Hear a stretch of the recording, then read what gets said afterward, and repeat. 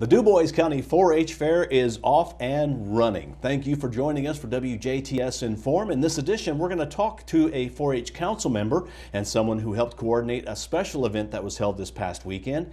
And then following that, we're going to have some scenes from throughout this year's Dubois County 4-H Fair. Joining us in the studio is Sara Betz. And Sara, you are on the 4-H Council? Yes. How long have you been on the 4-H Council? This is my third year. Okay, so you're a little bit of experience. You're not a rookie. Not a rookie. rookie. All right. Well, first of all, let's talk about an event that occurred this past weekend, which is kind of a different turn, I guess, for 4-H in a way. And it's a physical activity. Let's talk about that. This past weekend, we put on the first annual Run for Fun to benefit the Dubois County 4-H group. And what we did there for the first time is actually put a physical fitness activity into the 4-H fair, which hadn't been there before. Okay, and why is that being done? Well, you know, it's one of these things that 4-H is kind of thought of as the ag or the homemaker area of our community. And we wanted to be able to go out and access a different group of kids and a different group of families and introduce them to our 4-H family. So a lot of times a 5K run walk is usually a means of raising funds. That really wasn't so much the purpose of this as much as it is to get a physical activity involved. Right, exactly. The fundraising piece of it is an added benefit if we make any, you know, if anything is made. But the main activity is just to get the kids out, get them active. Surely during Fair Week, you know, we've checked in on Friday night, or Saturday morning the animals and livestock come. For the rest of the week, the kids are actively taking care of their projects, whether it be animals or whether it be that craft project. But then we invite them to get out of the barns, get off, you know, the bleachers, and come out and walk with us and just put physical fitness into their daily lives out there at the fairgrounds. Okay, now the fair is in earnest and running well. Everything is great at the fair. Exactly. Let's talk about what the 4-H Council does. You know, there's always got to be a governing body that helps to run. The 4-H Council is a group of volunteers. Tell us about the 4-H Council. 100% volunteer. We range between 16 and 18 members. We're actually actively looking for 4 members to replace outgoing council members. But the dynamics of that group are vast. We have everything from accountants to the banker world, to your farmers, which you would expect, to myself, it's an at-home mom. We've got nurses. We just range so far out.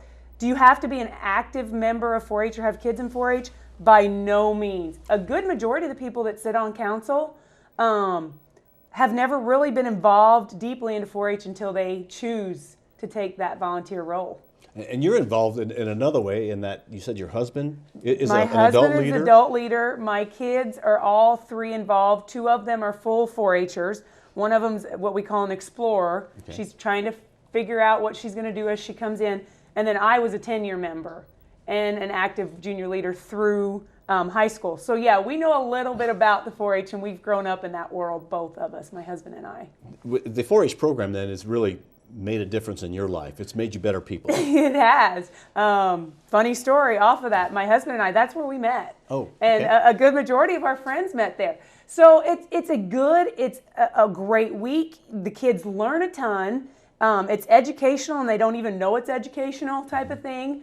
And it's a good way to bring our community. We think of our communities as Jasper, as Huntingburg, as Ferdinand, as Holland, St. Henry. But when we get to the 4-H fairgrounds, there's not a community. It is the 4-H community. And so many of these kids meet out there and really form life relationships that help them as they move on. And the relationships are a great thing, and the projects, you know, maybe gets the kids out of their comfort zone. As a council member, are you really ever working with the kids, or is it more helping to guide the staff to how to make it better? It's not just the fair that you're working on. We don't work just on the fair, exactly. August of this year, fair will be shutting down after this week. August, we choose what will be next year's theme. We start working, October is for National 4-H Week. We'll go into the schools, Kendall Martin and his crew out at the Extension office. We'll go out into the schools, but we put on a lot of things. Our horse and pony group, they put on several open shows through the year. Our livestock groups put on several open shows. you're going to see several activities going on throughout the year that we help try to orchestrate. As far as activities with the kids, yeah, we do get to be involved because we get to help put on those rodeos and those livestock events and those judging events that the other ones get to do. So yeah, we get a ton of access all across the board. And some excitement this year as or a change, I guess, in a way, in that the on-site office is in a different location. It is. It's still on the fairgrounds, but a little further off. It is. It is. And that decision was kind of made to give them a little more space, to give them the building that they're going to be in is a little bit nicer for them. And it also gives us as council members room to have, the war room, where we can go in and we can discuss maybe events that could ran better this week, that maybe we could make a change on, things that are running great. And also we have that free stage out there at the fair. And that room gives us, when we get those musicians and things in, it gives us area for them to come and relax between their shows. So if somebody goes to the fairgrounds and you go to the old Clover Pavilion to look for the office, it won't be there. It'll be, It's kind of like in the northeast corner of the fairgrounds. It's a big blue building up on the hill. Big blue building you'll see up on the hill right as you turn in the fairgrounds. That's where our office will be located. Okay, Sarah, one thing before I'll tell you what, we're going to come back and ask Sarah a few more questions. But let's take this break and come back with some scenes from this year's Dubois County 4-H Fair.